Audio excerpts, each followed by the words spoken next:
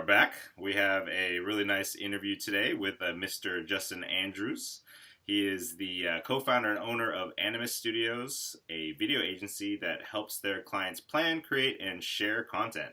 So he loves helping brands speak and act like humans through authentic content, which I also love. I think that's the only way to go for the future. And he also enjoys the balancing act of involved in running a small business, and pushing himself to be successful from a creative and financial standpoint, which is the whole point of being a videographer and owning your own business, is that you got to do both. And so thank you very much for being on. Appreciate you. Yeah. Cool. Yeah, it's exciting. What you guys are building is really cool. So I hope Thanks. this is helpful to somebody out there. It's going to be That's immensely all we can helpful. hope. I guarantee it. So I guess if we could just start off easy, just introduce yourself and where you're from and kind of what you do specifically. Yeah, so I'm Justin Andrews from Animus Studios. We're based in Providence, Rhode Island, which is obviously the filmmaking mecca of the world, right? Wrong. Yeah. No, but we started up in a very similar way to a lot of people that are probably out there, where we were actually working at an agency, and there were four of us at the time that we were exclusively working on video, and this was 7 years ago now, or 8 years ago. And eventually we were like, we kind of just like this video thing. It feels like it's probably trending well, and we like each other. Let's do our own thing. But when we left that, we really had to go after our own new client base because we couldn't take the agency's clients. Right. Basically really start from scratch. Build 100% from scratch. Yeah.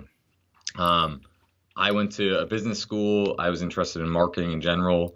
Started really getting into filmmaking. I remember when we first started out, it was like using Rebel T2i cameras, and I don't even think we had bags for our gear. We were just showing up. It was a little bit of a disaster. Yeah. And now, like, I'll just fast track. We've gotten to a point where we're an 11-person shop. We have someone that runs sales, someone that runs operations. We have a motion graphics team. We have DPs. We have awesome gear, like the toys that we dreamed of when we started. Yeah. Like, we shoot with Red. We own a Red. We have the new 2 C200s. But for us, it's not all just about creative. What we use as a way of separating ourselves and how we said at the start was this idea of planning and really doing thinking, creating the content and actually making videos, and then thinking of like how we're going to share it. Like if a tree falls in the forest and no one is around to hear it, does it make a noise? Well, if a video doesn't have a distribution plan, it definitely can fail. Yeah. So we like at least talking about those things. Dope. So, and then you have partners, and then what are the key kind of roles that you do nowadays? Yeah. So if you're a one-man band, you're experiencing a lot of the things that someone like me does because it's a small business still. Yeah. Wearing a lot of different hats. Yeah. So the key to growth is starting to separate and do less things and focus on one thing at a time. So when you're by yourself, you have A, B, and C roles. And as you grow, you need to start saying and navigating towards, well, how can I only do the A role that I need to do? So for me, my focus right now is on creative pitching. It's really it. And then managing a team and letting a team thrive and getting the team to coach themselves around goals and to push themselves to be excellent at what they want to do, because we have the luxury of a small business is all about culture. Right. So you have complete control of your destiny and what you're building. And you really have to focus on knowing what you want to do. Yeah. Attacking it. Yeah. We have other people that have been with us since the beginning that they're part of the team and we're in it for them. Like, it's a big part of why we're building this. For sure. Yeah, I know exactly what you're talking about. That feeling too when you have a bigger responsibility for other people, and then it's like what I definitely learned is that you do have to always be pitching and always be trying to get that lifeblood in. But one thing I wanted to, so we're going to jump around with the questions probably, but I want to go back to one thing you said about thinking. What does that mean to you? Like, what things are you pondering whenever you are starting a new project or, dealing with a new client? Yeah, so there's basically like two buckets of how to handle clients. Mm-hmm. There's existing accounts, and you never want to let go of great existing accounts. Mm-hmm. And we call it key account planning, where you're constantly thinking of like, how do we service this client best? And the answer is not by being a yes man and just always saying it. Yeah, we'll do exactly what you said, but you have to get to a point where you believe in yourself and your value, that you can confidently pitch them a new idea or a different idea, and that's why they're using you. Right. And then there's new clients, people that have never met you before. They're not even aware of you. Mm-hmm. And the thought process there is, what is the right answer? Right? And there's no one answer. We're doing like 10 different marketing tactics. That's the benefit of being small and nimble, because you're trying to find the one that works. And I think the biggest lesson learned is you can't be fake in how you market yourself, because you'll attract the wrong things. And you'd rather market in a way that gets you clients that you actually want to work with. And the people that you don't want to work with, they should hate you. They should look at your marketing. They should be like, I don't like this company. Like, these guys are insane. And it's weird because you do need to pay your bills. Yes. Like we're going after a lot of B2B business stuff that other people probably aren't excited about. But we're going after it because we know we can help those people. We can help them talk like humans, like I said. Yeah. And it's profitable work for us, so it's mutually beneficial. Yeah.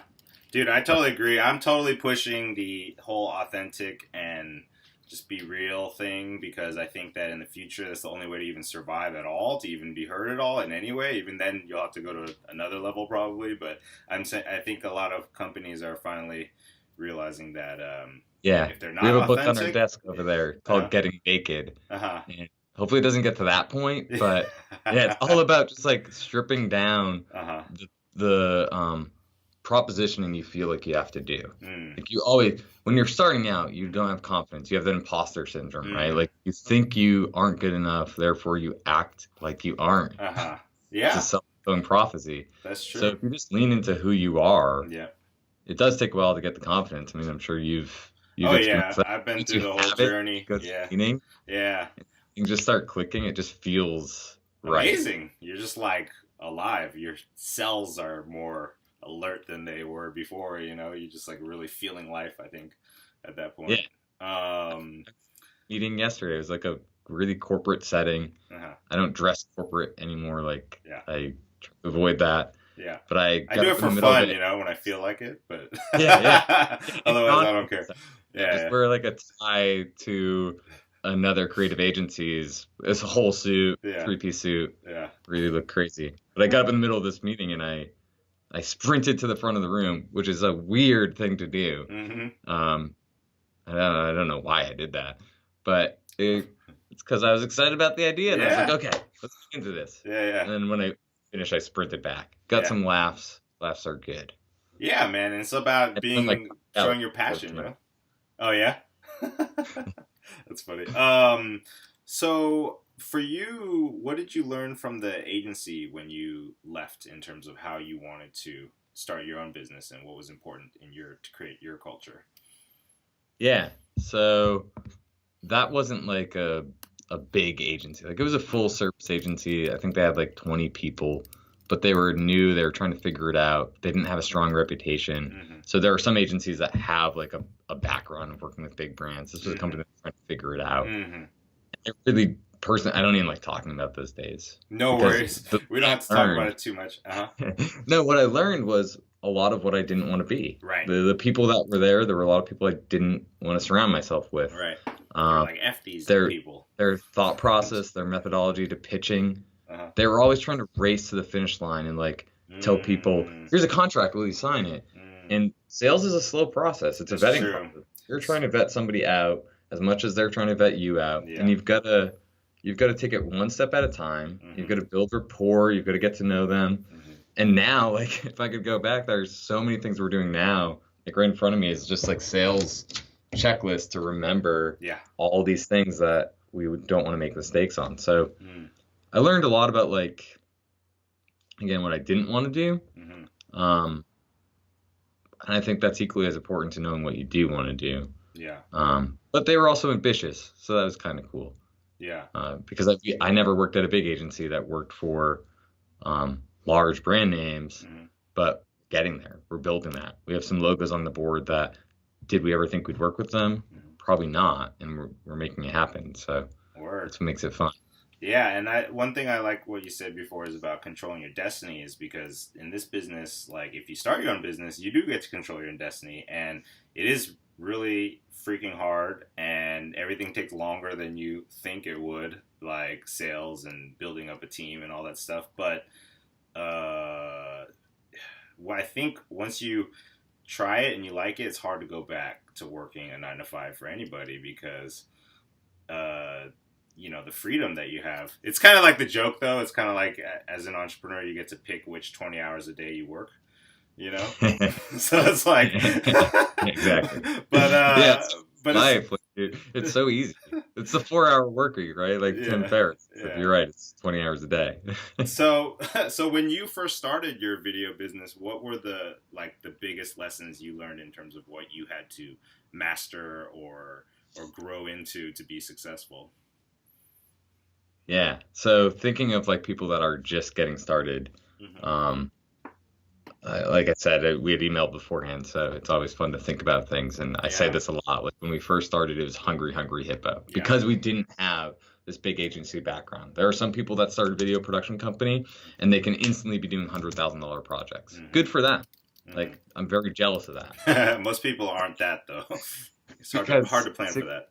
Yeah. 6 years ago when we started, like I said, we had a T2i, Rebel T2i that someone had. We had maybe a tripod, hopefully. I remember our first softbox purchase. It was like a $200 kit. And we were like, I don't know if we should spend the money on this softbox kit. And it was miserable, like putting it together. I think we almost punctured our eyes several times. That's hilarious. And now we shoot, like we have Kino flows and Quasars and all that good stuff that you just set up in 2 seconds and it's awesome. Yeah.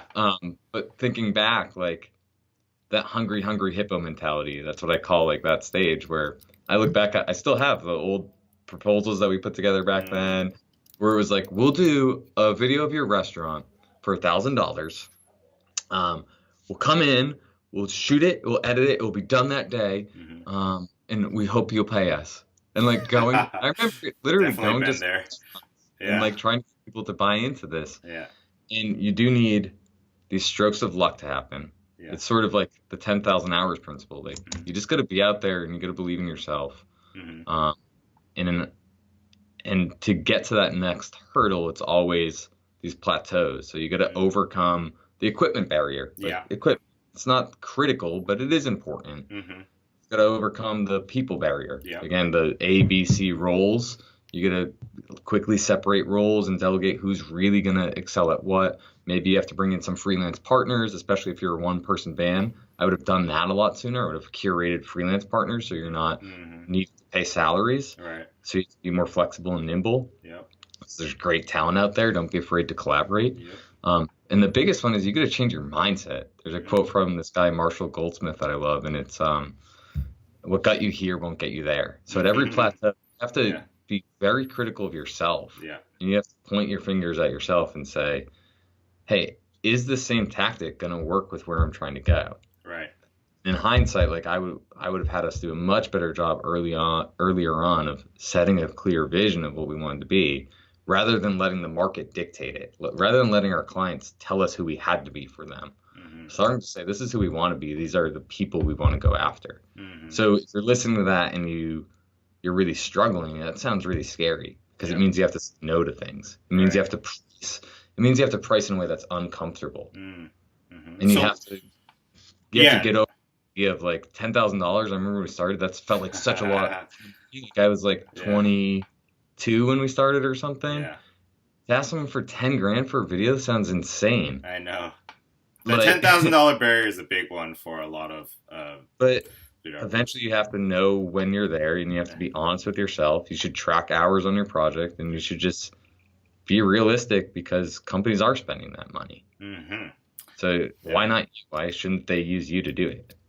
Right. So then what for beginners, what skills do they need to get? I think like it's not just technical. A lot of beginners focus on that, but a lot of them are also scared of sales and Yeah. marketing and stuff. And so when you say hungry hippo, you mean being the hungriest to get sales and pitch people and get jobs and stuff like that, right? Yeah, overly hungry though. Yeah. Like your desperation shines through. So I think you had a good point there of like people focusing on the wrong thing. Yeah. If you focus on equipment and you spend your money on gear right away, Mm-hmm. it might feel good. It feels good to spend money on stuff, but you can Mm-hmm. always rent things. Yeah. And if I were to restart, Mm-hmm. I would focus on crafting really good pitches for clients Mm-hmm.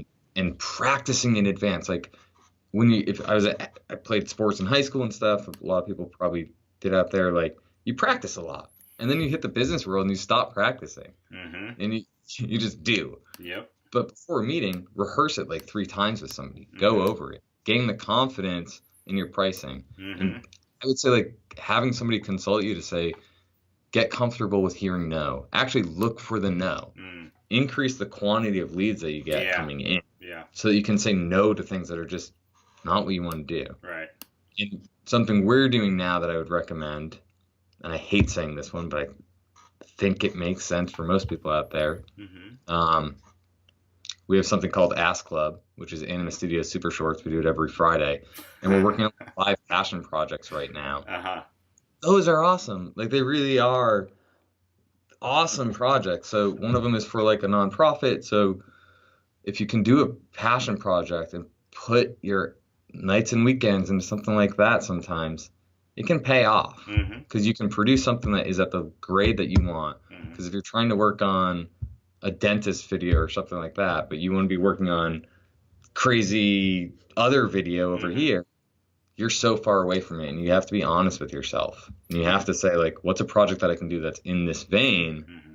that's at least going to get me 3 steps closer or 1 step closer toward that, so I don't trap myself into something I don't want to be. Yeah, that's true, and that's a good point because for me, like I realized that you have to really just commit to a direction, and then each plateau you get to, you have to sacrifice again. There's, like there's certain, you have to sacrifice profits or do something, use the money just so you can get the production value out of it so you can show the next people like what you really can do.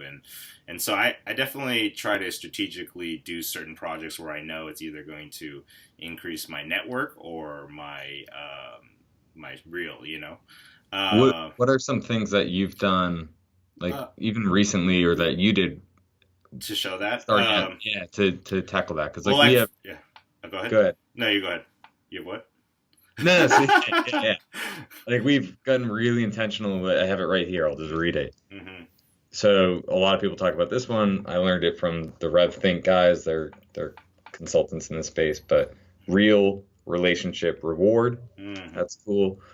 But then this other motion graphics thing they would do is like rainbows versus pain versus rainbows. Like you can do painful projects, but they better be profitable.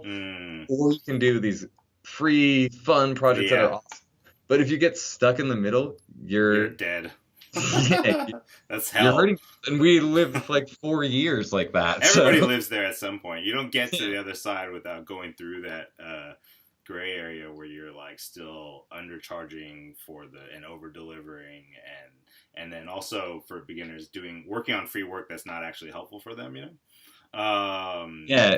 But for me, to answer what you're saying, like for instance, one thing we identified is we wanted to get into the real estate niche. So just do video for real estate, and then after doing research and talking to different companies and stuff and people I know who do it, I found that they're usually pricing anywhere from $500 to $1,500, which is like way too low for us to put time into personally. My thought process was that we would create a niche that we can systematize and then just manage it and have all the subcontractors like carry it out, So then it's just really more about the sales and marketing.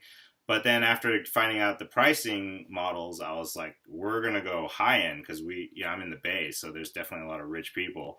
And, you have to pick a market and just stick with it. So I'm like, even though I'm not going to get the quicker jobs that could make a little bit of cash, I'm going to put the time into getting the bigger. Because one thing I learned is that clients refer like clients. So if you want to get consistent $10,000 work. You got to work with somebody that's comfortable with giving you 10,000, and then they refer people who are also comfortable. So for I met this lady through my cousin who's a banker. So that's another thing is you want to the way I looked at it is like pick the niche, understand the industry. I make a list of all the gatekeepers and super networkers and people who are in that industry that have influence and have connections, because you always want to try and get somebody who's already done the work for you, you know, in terms of like prospecting and qualifying. Yeah.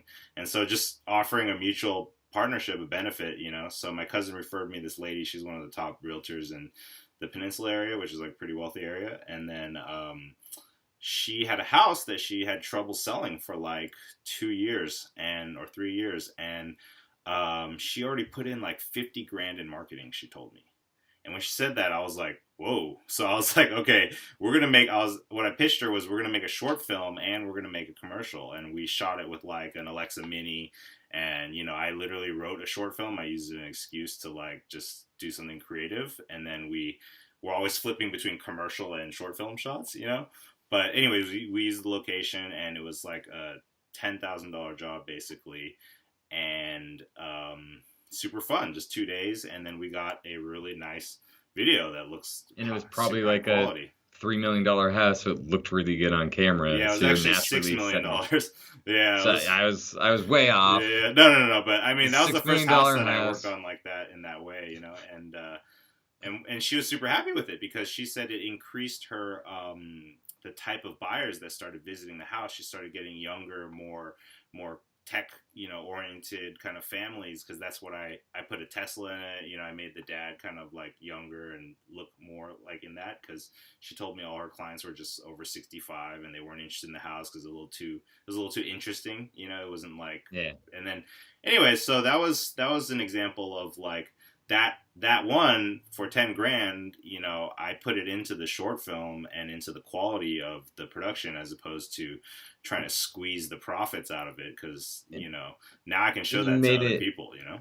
You made it more of a project that was interesting to you. Like to take a real estate film and instead of doing slider shots of empty rooms, you put a family in it, which is like so reverse of what the real estate industry says. Like they're like, don't put pictures up in homes and don't do this, but how do you show a place being utilized? Yeah. Put human beings in it. Yeah, people love it. And that's the thing, my philosophy is that if I'm going to go on the high end, you got to have something that makes you different. And so since I'm more from the film world, then I want to make it be known as like the cinematic kind of real estate marketing company. But the way I sold it is like, hey, like the thing about this is once realtors start seeing these kinds of videos, all of a sudden, all of them are going to have them. Right. And especially at that price point. Exactly. Like the margins make sense for them. Exactly. And so it's a really good example, like no matter what industry someone's targeting, to analyze the industry and pick a very specific segment and then come up with an operational plan that makes sense and then claim that space and own it. Yeah, exactly. And put a flag in it and just like declare yourself, because that's the way you build a reputation. And at that price point, you know, it can be managed more remotely and have other people handle it, you know, because next time I wouldn't shoot a short film, I would just shoot the commercial version, and then you know. So and then for you, like where do your clients come from? Like what is your kind of client customer journey like typically? So we're fortunate to have built something where we have a good stable set of existing accounts. So last year we did business with like 60 businesses. But like any business, the top like 10 really drive the ship. It's even fewer than that if it's 80-20 principle, right? So that set of accounts are people that we're trying to grow, just organically going and pitching key account strategy, pitching new ideas to them, where before we would just wait and we'd say like, are you going to do another job one day? Hopefully, maybe. Right. So now we're more actively using our voice because we have trust with these clients. We've built rapport. They trust us. We've taken our relationships with them very seriously. Like we invest in it. We've over-invested through the years. So that's helped a lot. Like that's the easiest one. What kind of packages? So where we're at right now is we're targeting accounts that are going to spend at least $100,000 a year with us. So when at one point we had this grid in front of us 2 years ago, Mm-hmm. and it was 4 quadrants. It was Mm-hmm. big gigs, Mm-hmm. small gigs, Mm-hmm. big accounts, Mm-hmm. small accounts. Yeah. And at that time, we crossed off the bottom. Anything small, we just looked at it and we said, Can't do it. will we go out of business if we do this? Yeah, exactly. We So, were like, I but don't think we'll go out of business. So then we focused on gigs and accounts, and the accounts are the ones that sort of like keep us in business, and the gigs just come in every now and then. It's sure. fun when they do. Like Right. we'll get like the $5,000 things that we just don't do anymore, Mm-hmm. and our minimums are 15. Like internally, we set a minimum of 15. Right. We do pro bono stuff every now and then. Mm-hmm. We're trying to be more responsible to ourselves when it comes to that. You have to. You gotta set your own rules for you how you do that. Yeah, so we're going after $15,000 as our minimum. Uh-huh. Really, that's more like 25 now as our Sure. minimum like gig. Mm-hmm. And then we're going after $100,000 accounts, which is a series of projects. So most of our clients, it's very much like an agency model where we're working with several accounts. They're spending $100,000 to $300,000 a year with us, and we're sort of like their outsourced video marketing team / agency. So when you approach them, you're approaching them as an agency, though, right? Because to give them the confidence that they should handle the budget. Not as an agency. Like we say, we're video strategy and production. Got it. Right? Like we don't. If they should have an agent. Like we don't make graphic designs for our clients. We don't make. We don't do PR. We don't make websites. We only do video. But I think video is a powerful tool because a lot of people think of it as something that's bolted on at the end of something. You can lead with video. Video tends to come up with good ideas that become taglines for products and stuff. So we like leaning into the fact that we can help from the beginning. We love working with agencies and collaborating with folks, but for the most part, we're direct to business, and we work with a lot of technology companies, a lot of pharmaceutical companies, in sort of these boring B2B spaces. But we also do some really fun, when we get the chance, some fun like B2C stuff as well. So nice. So then, what type of job roles are you going after to contact with in these big companies? Are they buyers or the marketing directors or the CEOs? Yeah, I mean, I think you kind of have to go after all of them, right?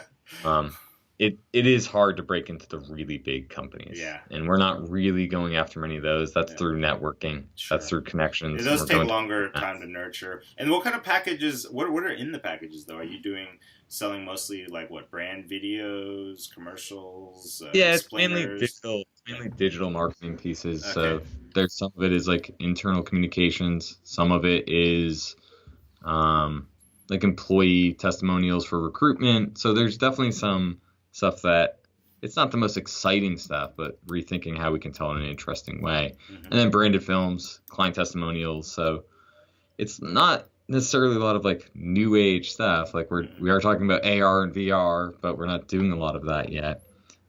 Events and things like that.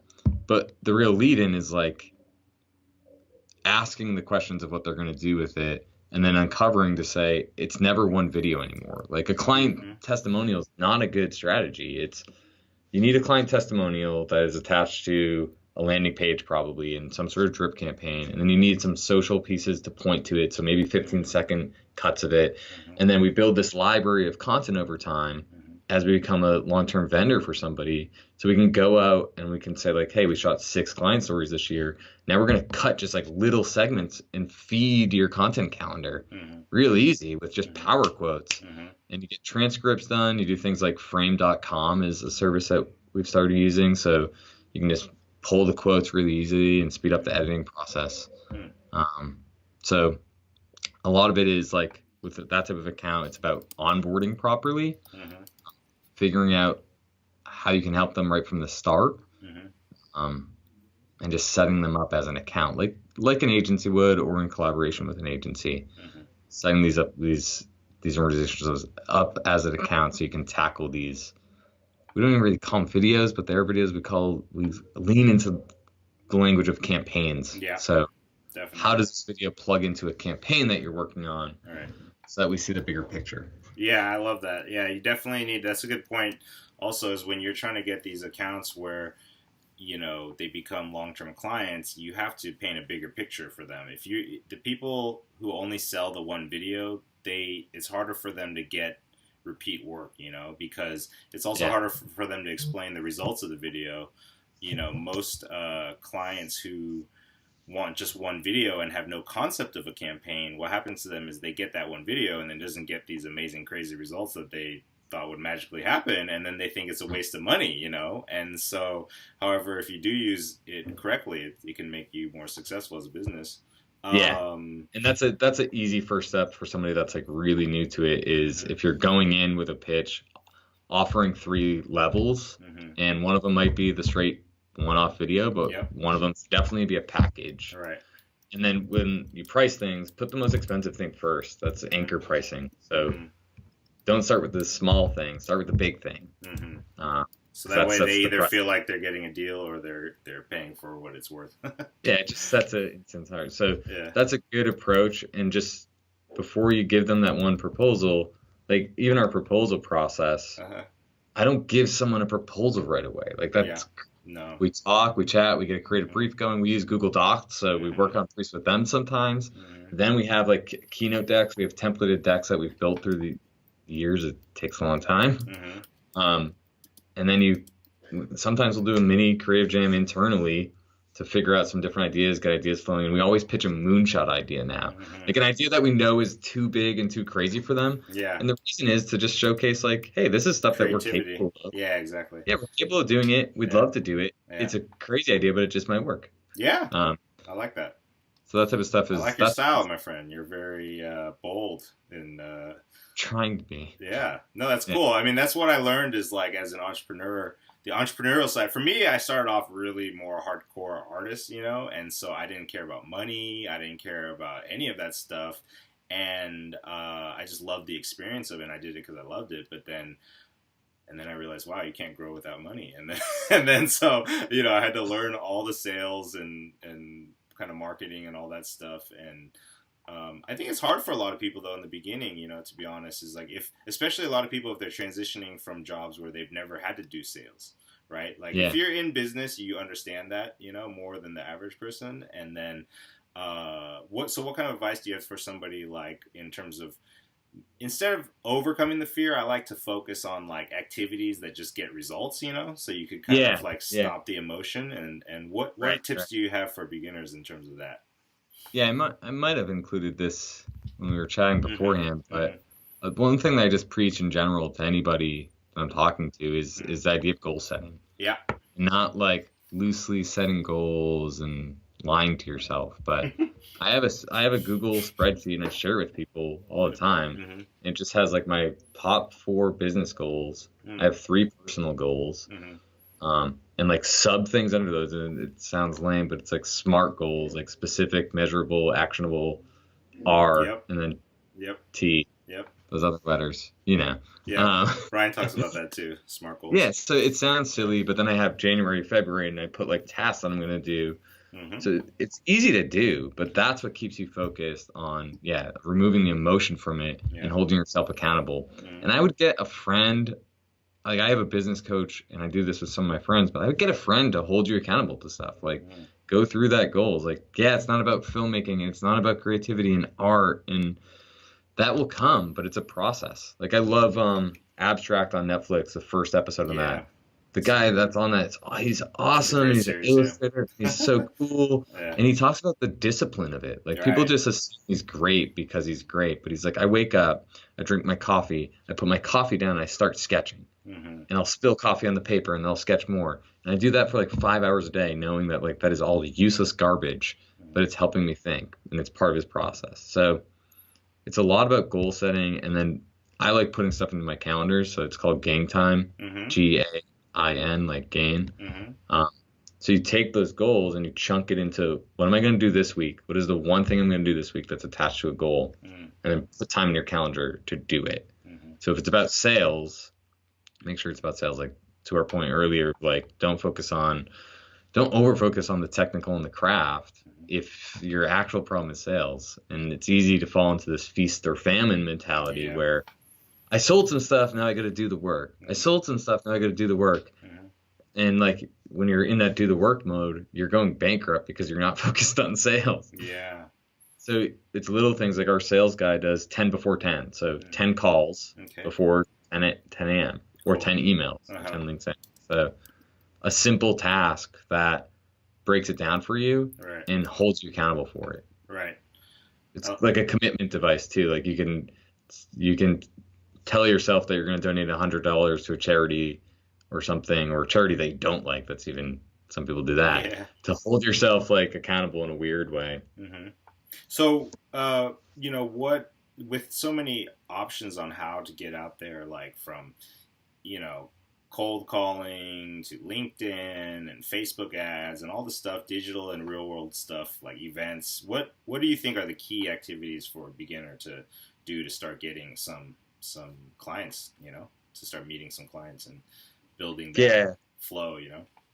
So I think it goes back to first defining what you want to do, because that's going to point you in very different directions. Mm-hmm. Like if you don't want to, okay, if you're a one-off person and you don't want to have to ever worry about running a business, maybe you should join another company. Mm-hmm. Maybe that's what you should do right now. You should be actively figuring out how to build up a portfolio and talk about yourself to go get a job somewhere. So Mm-hmm. don't discount that. Like that might be an option. Mm-hmm. Um, maybe what you're interested in is doing TV commercials, and that's all you care about. And maybe the best path there is to go get a connection with a bunch of agencies. Mm-hmm.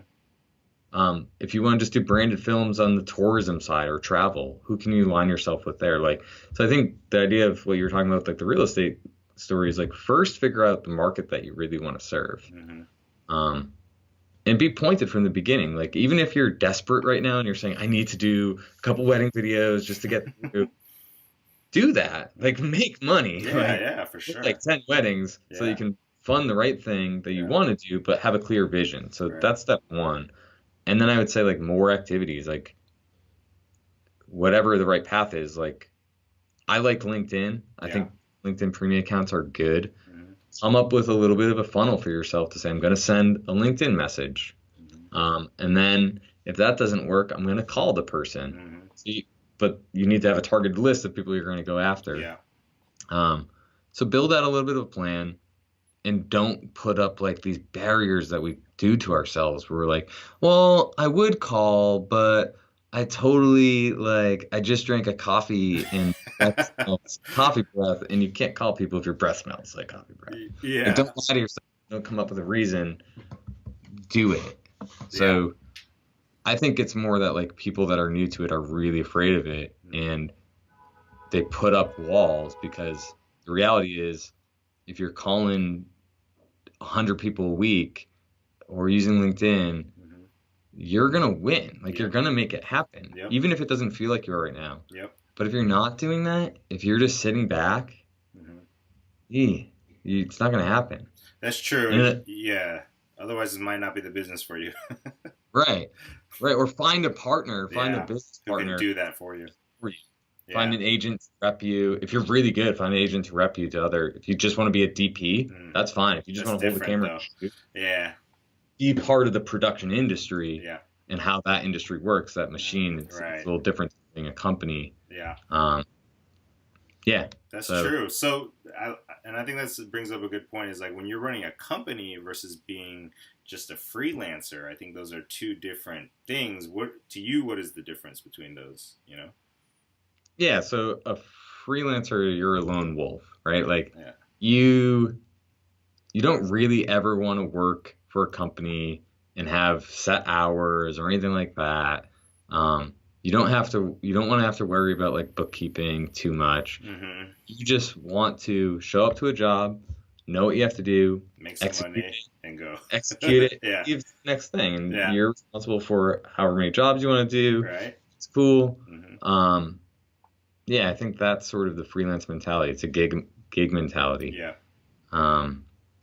And we hire freelancers. We didn't hire freelancers for a long time. Like we thought we were gonna do it all internally, Yeah. and no, like you need freelancers to breathe fresh ideas, fresh life in. So as a company, we love freelancers. Mm-hmm. Yeah, I love them too. I mean, I work with a lot, and that was a big lesson for me as well, is just learning when to start really outsourcing specific job roles, and letting people shine and do things something better than you, and that way you can get more production value out of your projects. Yeah. And then I guess that kind of brings us to talking about the complacency versus growth. Like how do you Yeah. incorporate that into your philosophy? So yeah, I sent you like some just like general thoughts on Mm-hmm. phases and this idea of going from like hungry, hungry hippo to I don't remember what I said next. Mm-hmm. Um, Uh, so going from hungry, hungry hippo to complacency versus growth. Sorry. yeah. So hungry, hungry hippo to complacency versus growth. Mm-hmm. I just made these up when I emailed them to you because Sure. they felt Just right. stream of thought stuff. Yeah. Yeah. But you get to this standpoint. So hungry, hungry, you nail it. You start raking up some gigs, Yeah. and you can stay in your role. You can keep wearing multiple hats, and you can just stay there, Mm-hmm. and you can get more jobs that look and feel like what you have. Mm-hmm. And that can work for a lot of people. It's typically called a lifestyle business. Mm-hmm. So the next phase, like I know what I want to do in life. I know the types of projects I want to work on, and I know the types of projects that the team wants to work on. Mm-hmm. So you can either sit there and be complacent with what you have, or you can say, no, we want to grow this thing. We want to work on $100,000 gigs and projects. Mm-hmm. We want to work on some of the best stuff. Like we want to really get out there. So in order to do that, that's where you have to, the Marshall Goldsmith thing, like what got you here won't get you there. You have to stare yourself in the eyes and say, like, am I going to grow this or am I just going to sit here and wait? And there are a lot of companies that just choose that option and they just stay small and whatever. But we know we want to go after bigger accounts Yeah. and grow our per account revenue. Yeah. And on the backside, translate that to cooler projects, Yeah. more creative projects, more bold projects. And then the last phase, I'll just jump to that. Mm-hmm. So we know we want to grow. We're growing. We're pushing. Mm-hmm. The last thing that I wrote was like this idea of like breaking through, Yeah. and we're not there yet. Like you've been in this line, like you've probably heard of like Still Motion, right? Like that was a company that when we first started, we'd look up to them, and local to us is Gnarly Bay. They produce some cool stuff, and they kind of broke through some of the noise, and they became known.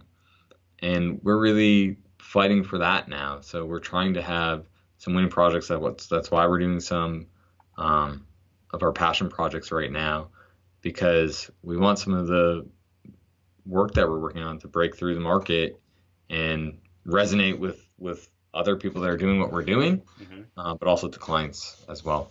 Got it. What did you mean by the Still Motion? What were you saying? The company's Still Motion. So they were. That's the company. Okay, got it. Yeah, like DSLR, Okay. Superstars. I see. They might still be. You can cut other company references, but those are good. They're good people. Yeah. I mean, for me, I basically realized there's no real such thing as competition in the end. You're just gonna go for the jobs, and you get the ones you can get, and as the better you get, the better jobs you get. So, but it does come out to, I think, who's the most tenacious and then constantly evolving. Is like the industry definitely changes, and client needs change, and I mean, back in the day, you didn't have to be able to explain how a Facebook ad campaign works with your video, or what a drip campaign even is to people. It's like, and now it's like, that's what I learned as being a entrepreneur, is that you have to start adding all those areas of knowledge and skills, so that when you paint the picture of what a video campaign can be, it's a complete picture. It's like it actually works for the client. It can't just be like some dream you're selling them. And we brought someone on just to start focusing on that stuff, like, because it does get overwhelming. Like you have to do the bookkeeping, you have to do the operations and project planning. You have to put on a smile with your clients and produce, and then you have to also direct. And those are like, you're doing jobs that directly go against each other. Like that's true. Sales, being a salesperson and being a producer. Yeah. Like the salesperson is like just wants to sell and make it happen and get the job. Yeah. And then the producer is responsible for spending the money and not going over budget. Right. But if they have a budget that's like $5,000 short of what's needed to actually make the thing happen, they can't make it happen. So. Exactly. No, that's true. So then, what do you think are the key elements for networking for you? Do you go to events, or you just strictly do it online? We've started doing a lot more online, so Mm-hmm. I would recommend joining like what you have built, right? Like join filmmaking groups. Mm-hmm. We're part of several. Our Mm-hmm. DPs are part of several. Mm-hmm. Um, so I think if people are listening to this, they're already doing one of the right steps. Mm-hmm. Then, I mean, I don't go to enough events. I wish I went to more. Mm-hmm. And I think you can do it locally. Like we're really trying to start to make a local presence here in Providence Mm-hmm. because there isn't a big filmmaking presence Mm-hmm. or video marketing presence either. So that's why we built videostrategy.org. We're Mm-hmm. hosting a Women in Film event Mm-hmm. May 12th, Cool. 2018. Yeah. And that's someone on our team is setting that up. We're bringing speakers. We're sponsoring Yeah. it. We're literally putting an event on and putting money behind it Nice. because I think it's just good for the community. Great. Um, but it is the little events. I can't say that we've had like major breakthroughs at events and networking. Mm-hmm. So I think it's two things. It's know your pitch, don't be afraid, pitch yourself well and confidently so that you increase your closing rate. Mm-hmm. So that if you're shy, like you better be good and shy. Yeah. Because you're going to get fewer at bats. So you need to be good at closing. Mm-hmm. And then I mean, I still do it where I go to an event. I'm like, well, I would go network with these people, but I'd rather eat this croissant right now. Like that just is much smarter move here. But our sales guy is the guy that he Doesn't can smile all the that. time and go and just talk to people. Yeah. Like he can make it happen. Yeah. We're different personalities in that regard, but you need that. Yep. So, I mean, I would definitely go to events and I would focus what you pointed out before, focus on like a small circle. So if you're going to target, for us, like pharmaceutical, we're going to be going to a lot more pharmaceutical events right now. Right. That's it. Like we're going to run in a tighter circle because if we go in 15 different types of events, we're spreading ourselves so thin. You're better off starting to know people. And then I think one of the most something that we didn't do enough of was ask for referrals. And you can ask for referrals and people will say, I'd happily refer you.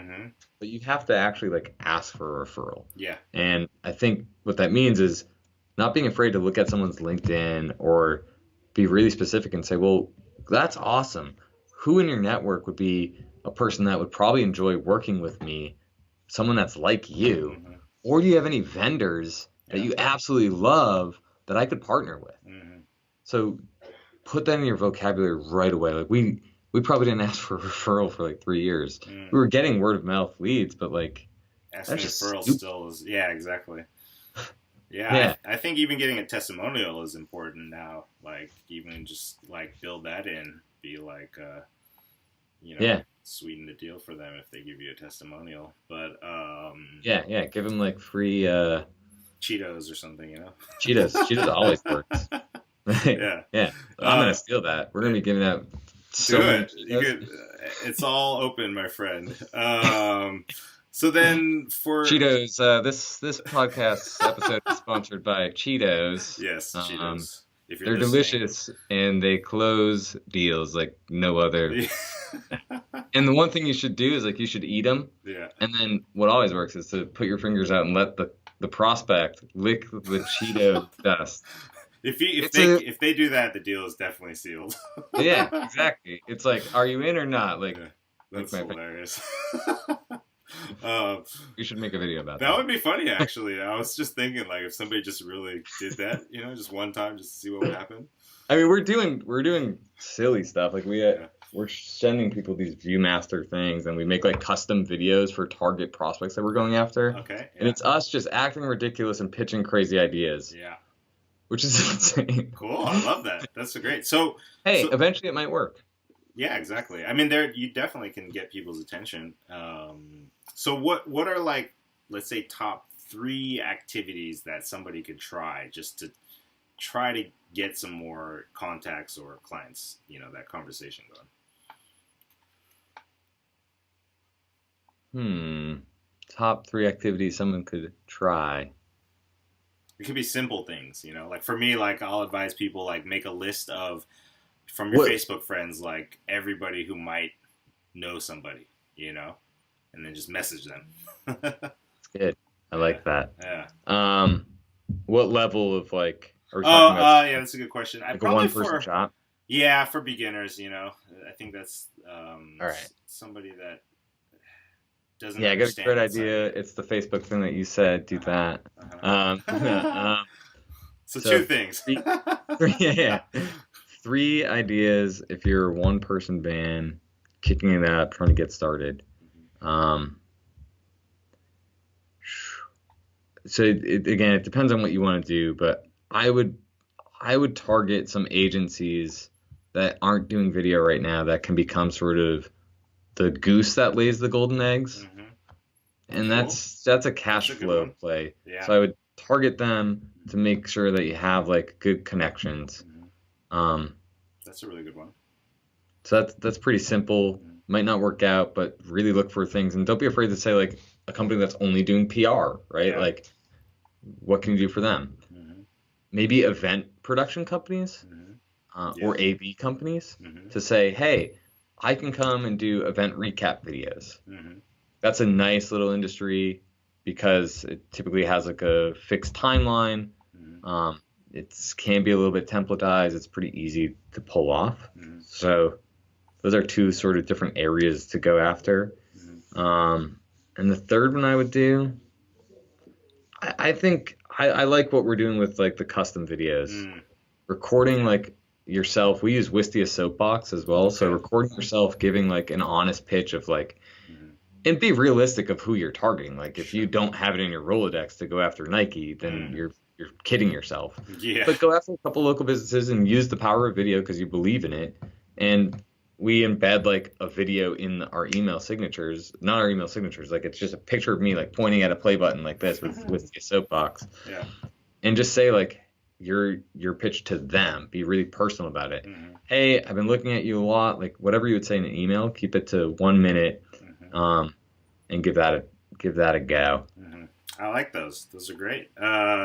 I think those definitely will eventually get results. Yeah, So, if they don't work, don't come after me. Do the Cheetos thing instead.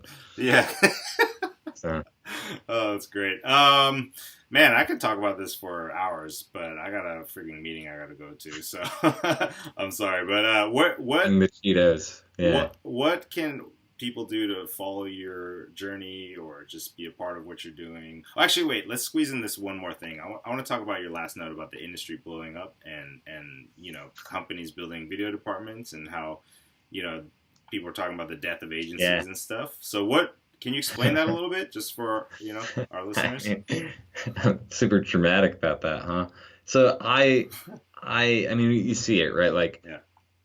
I'm shaking in my boots to some degree, thinking of like people that are like our company was 5 years ago, Mm-hmm. that they can pick up an iPhone X or whatever and Mm-hmm. shoot great footage. Mm-hmm. Like that's on the rise. Like people are very aware of that. The market's aware of that, Mm-hmm. and that's down. That's upwards, right? That's people that can come up and just be super talented Mm-hmm. and take what we're doing. And then Mm-hmm. at the top, there's like Hollywood style production. There's agencies. There's the old way things were done. And Mm-hmm. if you're not familiar with that, if you're listening to this and you're not familiar with that, I'd suggest listening and getting a sense of that because you should respect like the process that was previously in place. Like you should get to know it. You should be familiar with it because that's what you're battling to some degree. Like you're on this epic saga battling the way things once were. Mm-hmm. So companies are in tune with this and they're doing it across the board, not just in marketing, but everything. They're cutting out middlemen. Mm-hmm. They're looking for, they'd rather work with multiple vendors than one. Mm-hmm. And that's happening. I think McDonald's for the first time ever Mm-hmm. divorced their agency and is using like a bunch of different agencies now. Mm-hmm. So it's creating more opportunities what it's doing. So Yeah. again, like agencies are building out their own production departments now. That's Mm-hmm. scary for me. Mm-hmm. I mean, but for people listening, like they might be able to get a job at an agency and like fast track their career because now you're working on bigger accounts. Mm-hmm. And that's not a bad thing to do. Like, Not don't at think all. you have to do it on your own. Like, you can bounce up, work for an agency, and then leave. And now Mm-hmm. you're credentialed. You have an awesome Yeah. reel. You know the industry. Yeah. And it takes a while to get there, but don't discount that as an opportunity. So Mm-hmm. the point is like clients are in the middle, right? Like they're here and they're looking up and they're saying, well, we could spend $1 million on our commercial, Mm-hmm. or we could spend less, Mm-hmm. or much lower scale, right? Like Mm-hmm. um, people that are down here, they know, well, I can go online and go to like Fiverr and maybe get like a really cheap thing done. Mm-hmm. Um, or should we spend $5,000 for this person that they look like they do a better job and they're local? Mm-hmm. So all across the board, like everything is changing. We know there's going to be more video, which means there's going to be more supply. There's going to be more people out there making video. Yep. There's going to be more ways to get it done. AI is going to start to make a play in terms of what we're doing. It sucks, but you have to be ready for that. You have to be aware of it. You have to be aware of like how the market is moving to some degree. You don't want to overthink it, but you have to think in terms of like how the client would think. Yeah, that's true. And what separates you. Why is a client going to go with you? What type of client appeals to you, and what client matches with you? So maybe that doesn't make sense, but things are changing fast. It is changing fast. I like to think of like it's an exponential curve and you don't see it until you think of like I've recently started interviewing all of my grandparents. They're all still alive. So I want to interview them all and make like a film about that. Nice. But then you think like, what was the world like when my grandparents were 20? Very different. They've seen all these things happen, right? Like the internet. I asked my grandma if she knew what email was. She had no idea what email was. I thought that was awesome. Yeah. But how is the world going to look when we're 80, right? Like it's going to be exponentially different. We're wowing at like, we're not even impressed by anything. Our generation is like, oh yeah, cool. But it's going to be very different. Like I'm not a fan of VR personally, but I know it's going to happen, and we're paying attention to that space. Yeah. So. Well, I mean, yeah, VR is definitely going to happen, and AR and all that. But I think also, for everybody to adopt it, it does still take a little bit of time. So yeah, no. We're not talking about something that's going to impact 10 years, Yeah. But I think video will always be there in the way that it is now. Like that's not going to change. It's just other things. Like what's going to happen is clients that are doing $5,000 videos are going to eventually be like, hey, can I do a $5,000 VR video? Exactly. That's why you got to stay up with the technology. In the end, it's really all about storytelling, and so just adapt or you will not survive. You don't know. Adapt, or you might survive or not. Yeah, or might not. You got to get lucky, Depend on that universal basic income, Yeah. But cool. Well, where can people find you and in your work and just the journey? So our company's website is animusstudios.com. We selected a name that's hard to spell. So it's A-N as in Nancy, I-M as in Mary, U-S. Select a name that you don't have to spell out like that. That's a good suggestion. I have a website, justinmandrews.com. Not much there, so whatever. No worries. And then videostrategy.org is something that we launched, which is similar to Video Academy, but slightly different audience. It's much more about like the video marketing side. And we did that because we want to make sure we're staying on top of it. So there's some good info over there. Dope. And people, you can email me. It's just justin@animusstudios.com. Always love talking about this stuff. Yeah, definitely. And much appreciated. We'll just keep following you on your journey too and keep checking in, and sharing with people. And, I just want to thank you for providing a lot of value today for people. So I think I hope it's it. I really think we nailed it with the Cheetos thing. Yeah, that was it right there. If you don't have any other lesson from today other than that, just let that be the one, But cool, man. Thanks for what you're doing. I think me 5 years ago, I wish I was listening to this type of stuff then. I know, me too. Yeah. 10 years ago, that'd be nice. But you could have figured it out now. Yeah, exactly. We're on the road. Cool. Well, thank you, dude. Appreciate it. Yeah, awesome. All right. Thanks. Cheers.